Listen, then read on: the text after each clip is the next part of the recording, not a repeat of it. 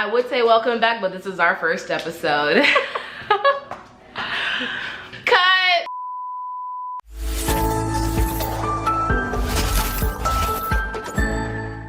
Hello, we are Exxit Studios and this is Exxit Inspired. I am Elizabeth. And I'm Joanne.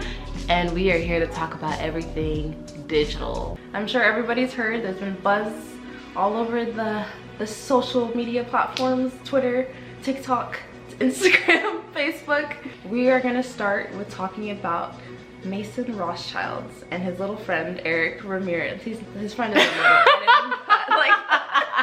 sorry, Eric.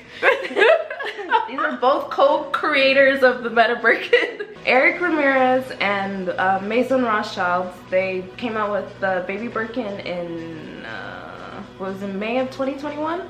But yes. Before that, this is Mason Rothschild's first event, this year was the first time he got into the NFT space. So in April of 2021 to May 2021, he came out with the Do Not Sit collection. So it was 1 and 2 Do Not Sit. He didn't sell them for that much, but anyway, whenever they released the Baby Birkin, it was a fetus in it, right? Was it a fetus? Yeah, it was. There was a fetus in the Baby Birkin, and it sold for how much? Like $23,500 American dollars. That's just crazy. More than a Baby Birkin. A Baby Birkin's 10K if anybody wants to buy me one.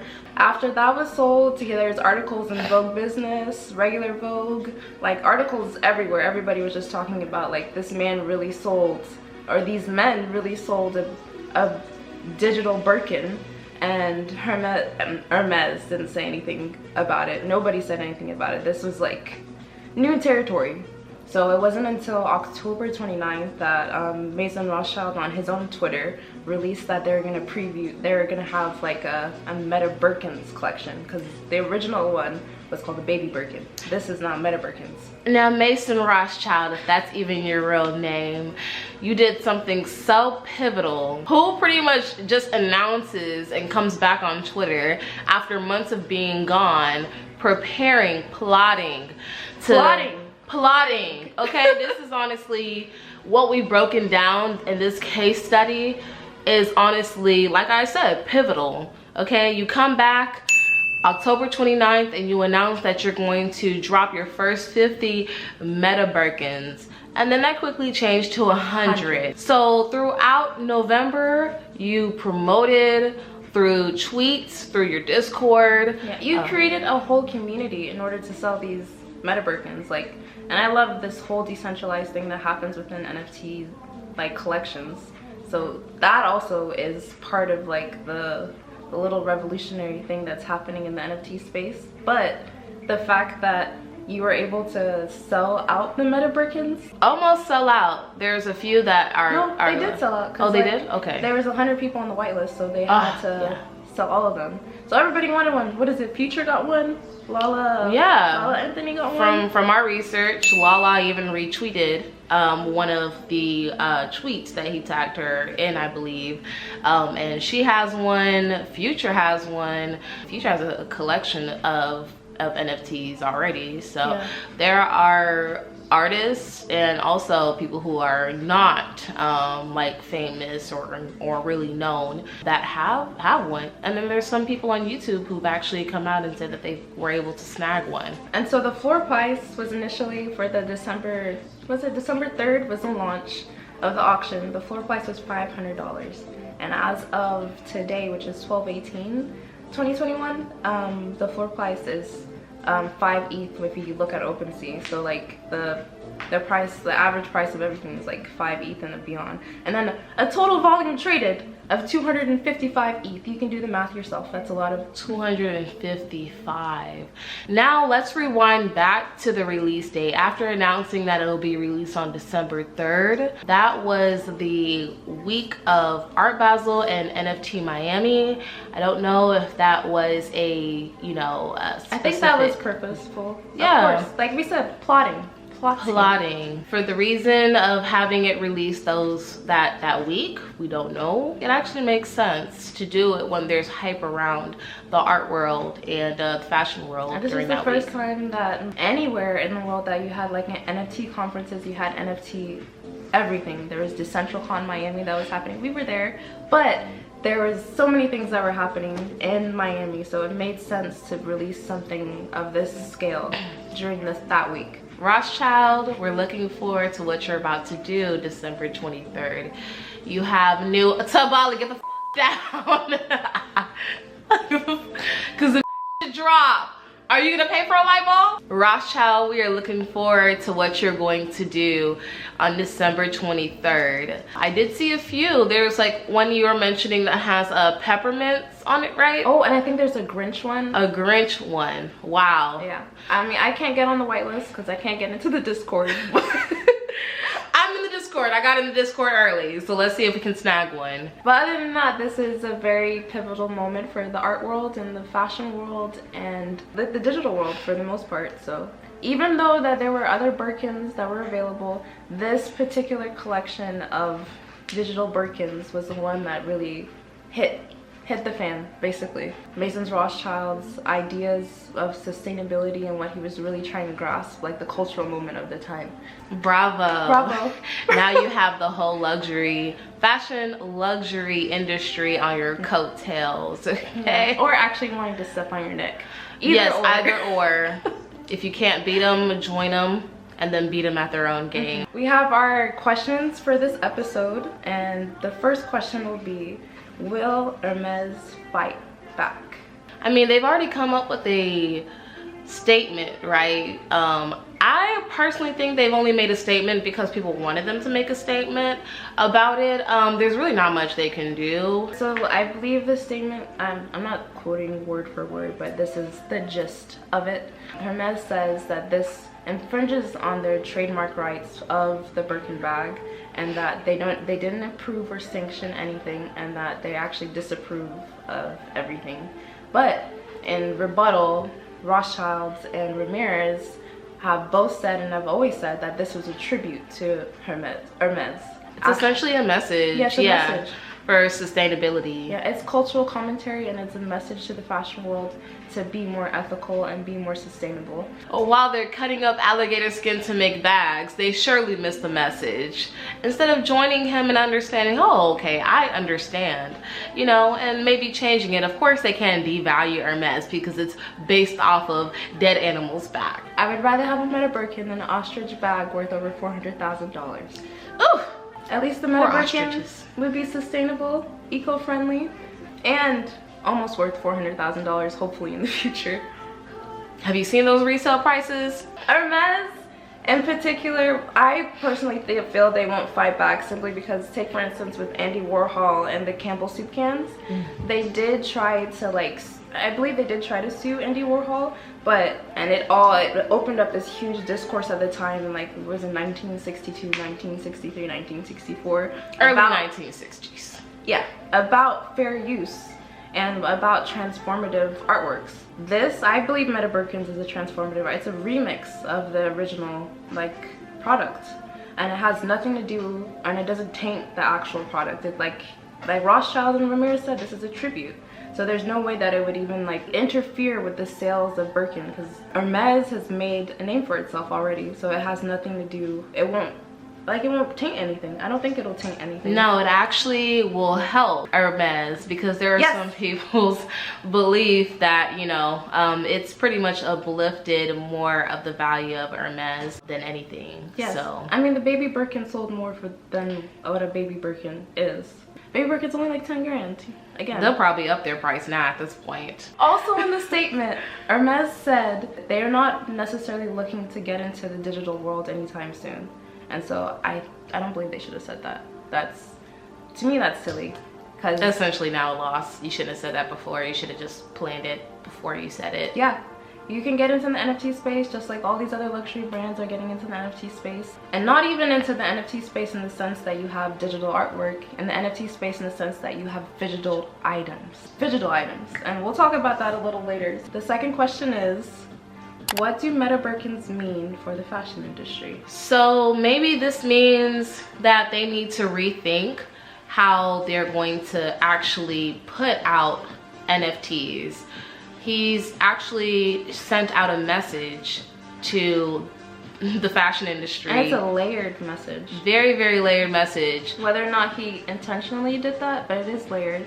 It's talking about counterfeit problems that are happening currently in the fashion world. Because take for instance on TikTok, Instagram, Twitter, the counterfeit worlds exploded. The replica world exploded, at least for handbags and any type of luxury items in like the pandemic. So I feel like whether or not it was intentional or not, this is a commentary on the sustainability efforts that are not taken in the fashion industry, and then counterfeit problems within the fashion industry, and then entering the digital world or entering like metaverses and stuff, and also what is real. So the next question that we have, are NFTs going to take over? Yes. Yes. Let's say it louder. Yes. Yes. Yes. Yes. I think yes, because the United States government is broke. And how long is that gonna last? But outside of the cash grab that is NFTs at the moment, NFTs I personally think are the future. Like even with our own personal art gallery, we do utilize NFTs for all of our artists, whether they have digital or physical items, in order to authenticate that this is the real artist. It takes that out of the equation. You don't have to worry, you don't have to hire, at least from an art world perspective, you don't have to necessarily hire somebody to say, oh yeah, that's that artist's artwork, or anything along in that process. It just makes it instant. As soon as you get the NFT, you can already see on the blockchain that this is the artist's artwork. It's tied to them forever. Exactly, and essentially it's not like you're buying it off of anything. Crypto's already been built. You know, this is something that's been existing for years, and essentially it's a non-existent coin, but you're able to use it and monetize it. So why not use it like you're using real dollars and invest, and you know, to make a return on that investment. And I really like the idea of anything blockchain or any like a decentralized mentality, because that means that every man can join in on the world that they weren't able to participate in, like the real world they weren't able to participate in because of like financial constraints or because of like whatever constraints. All you need is your computer, software if you need software, internet connection, and that's about it. Like a lot of people in the fashion industry or even trying to get into that industry, maybe they don't, you know, have the resources to join that industry with money or even connections or anything. They can create and establish that on their own and be their own boss and create their own platform, basically create their own fan base through NFTs and through the digital world. And without spending any real money. Our next question, since we did answer it, NFTs are taking over. Invest, do whatever, understand how they work, because it's not just art. Okay, so the next question is digital fashion the future of fashion? So I would say that I'm kind of in between on it. But I'm open to the growth of where the digital realm will take the fashion industry. Now there's so many platforms that we'll actually mention soon, that's where you can really wear those clothes and post pictures with them, and all those technologies are just going to advance to make them look so real on you that essentially now you're going to be having social media influencers wearing them on theirs, and they wouldn't have to. They're already doing that. Like take for instance like the advent of the virtual model or the digital model. Like I think there's one girl with the, what's her name, Michaela, Instagram influencer. She is the beginning of what you would see with like digital fashion. Even though she isn't a real person, she's virtual or whatever, all her Instagram posts, they digitally impose like real clothing items onto her body for marketing purposes or sponsorship purpose or brand deals basically. You might be mid, I am gung-ho. I do think that digital fashion is the future of fashion. Might not be all the way digital, maybe that's like maybe 50 years out or something or plus. Take for instance Dolce & Gabbana, they had their NFT drop, and that was in conjunction, like you would get a real dress or a real piece of article clothing, and then you would get the NFT piece.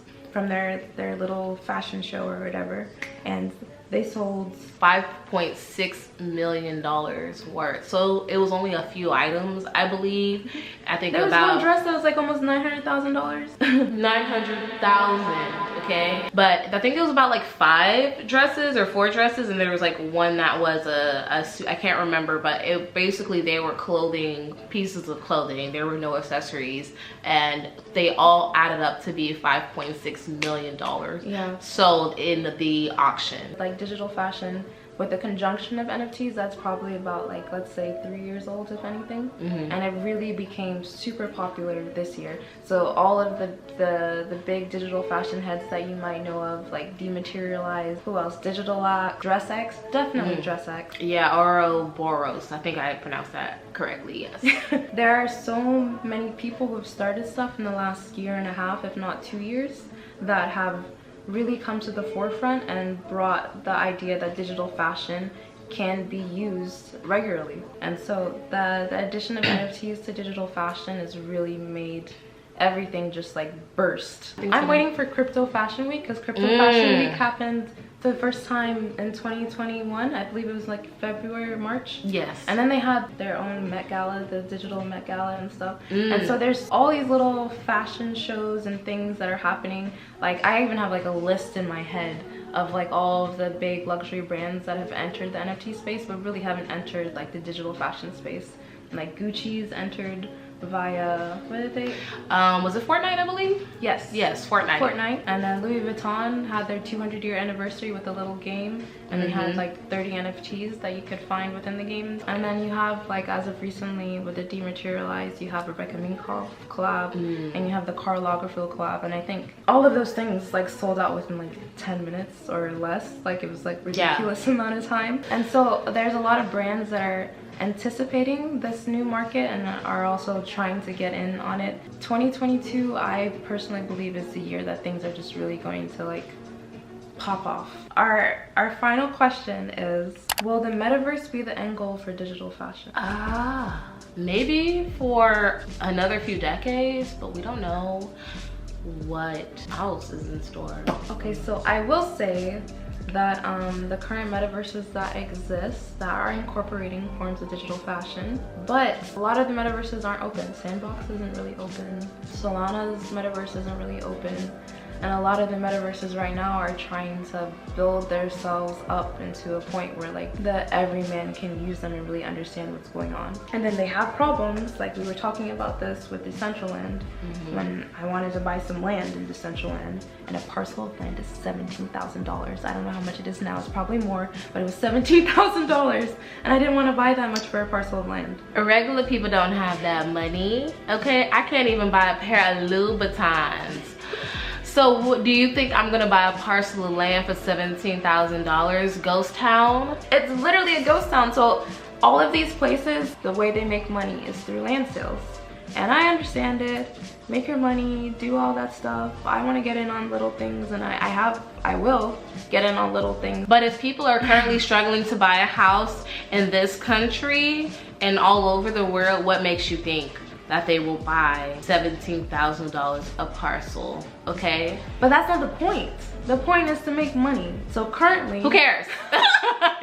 Even though the end goal for every metaverse is to have like a populated metaverse with developed lands and developed communities and developed like a real world where you can participate in and have like real fun. Currently, a lot of these worlds are empty because people are just buying and selling land, like the real estate worlds and the real world, except this land isn't developed, so there's no real fun there. But we have seen, like as of recently, even in Decentraland, I believe it was like a month and a half ago, or maybe 2 months, it was probably a month, that an investment group bought $2.4 million worth of land. $2.4 million worth of land. I think it was in the fashion district that they bought the land in order to put little stores and everything. So like the Chanel's, the Gucci's, the Givenchy, the... Yeah, but how are people even gonna exist there though? To even go and like visit and shop. Okay, so the thing, your digital body might be homeless, but you can roam around. Yeah, you may roam around, but if you shop, it has to stay there, right? Yes, currently. And so that's the problem. Well, that's unfortunate. That's a problem a lot of these metaverses are having, because they're not what's the word, interoperable. You can't transfer things. And so this is also why I love Luxo so much. I'm waiting on Luxo, because like a universal profile in order to house like everything, to move from like metaverse to metaverse, and I can like clothe my digital body and the clothing that I bought in one marketplace, like let's say DressX or Dematerialize or something, or Digital X, and I could just put it on my body, go to Decentraland, go to Crypto Voxels, go to whatever, Sandbox or whatever. That's why I personally like Luxo. This is all in the future. I was gonna say something, but seriously, you have now, I guess, fully convinced me. I see it now. I see the full vision. Honestly, it's gonna be really entertaining how everything plays out. I mean, you've kind of pretty much strategized everything for the next year. No, I think I'm pretty convinced now on where it's going, where it's headed, and I'm excited to see you know, more brands and smaller digital brands grow and expand, and hopefully it's not a fight for those individual brands, you know, with that's a whole nother episode. Oh yeah, we're gonna have to talk about that in another episode, because Adidas, we coming for you, okay? You mean LVMH, we coming for you? Oh yeah, we're coming for all of you. I'm glad Nike has not stepped in. Has Nike stepped in? No, I haven't seen anything about Nike, but you Adidas, you're getting eaten up on Twitter. We'll talk about you. We'll talk about you in the next episode or two. Okay? Yeah, but the metaverse, I think, and digital fashion will, like I said, be best friends. And Yeah. But right now, it's the convincing of a regular person. That's the only problem that I foresee, is that at least, like, even if you scroll to TikTok, or if you scroll through like Twitter, or just in general, regular people are actually very scared of like very hesitant of like technology, blockchain, the metaverse or whatever. They don't even understand what a metaverse is. I mean, there's multiple metaverses. It's not just Facebook. And I think they're gonna get into it when it's too late, like when crypto came about and everyone was scared about, you know, crypto and Bitcoin coming to life, and now everyone's like, oh, I should have gotten on it, you know. I think it's essentially gonna be like that, because there's a trust factor. I think a lot of the leaders, especially like the metaverse leader and a lot of these huge power players, are not trusted. They don't have a good rep, don't have a good history. Well, it's not even about good rep. There is no history, there is no reference point, there is no understanding of anything. So there's an education barrier, number one. People don't even know what NFT stands for, non-fungible token. And so the education barrier is a huge thing for building trust. If you can't understand something, it's just human nature to be afraid of it. And I definitely understand. When I first got into learning about NFTs, it was everywhere. There is no specific structure. Everyone is just figuring it out too. So there's no direct. There should be something, you know, soon about how to actually navigate it from point A to point Z. So we're coming out with an ebook. Watch out for it, okay? An ebook for just like regular education purposes, so you know the ins and outs, or at least like the foundational level things, so from blockchains, NFTs, to all those little things. Because without knowing that, it's very hard to explore the digital realm and really understand how like all the traditional worlds tie into the digital worlds, and how things are going to change in the future. Particularly with like what we like to discuss and what we're doing with art and fashion. So 2022 is going to be a roller coaster. There are so many topics that we're going to talk about. So controversial, so like ground shaking, so revolutionary. We are for the people. We're a younger generation. We're for people of color. We are coming from a decentralized mentality, and we want to inject that into the fashion and art world. If you have any questions that we should include in our ebook that maybe we haven't thought of yet, please comment below on our YouTube video. This is also going to be on Spotify and Apple Podcasts. And yeah, just comment below, give us your input, subscribe, give us your questions, subscribe, follow, like, comment, follow us on all of our platforms to stay updated. Yes. Yes. Also follow our new artists. When we start posting them, we're actually having an auction. Yeah, coming to be soon. determined. But an auction with our artists that are currently signed will be happening. Yes, very, very soon. So look out for it. Look out for all of our episodes coming up. Yeah, just like open the description below, follow Exxit Inspired, follow Exxit Studio, and we're everywhere and anywhere, and we're talking all the time. Yes, everywhere and nowhere at the same time, okay? Not just in one location. See you in the next episode.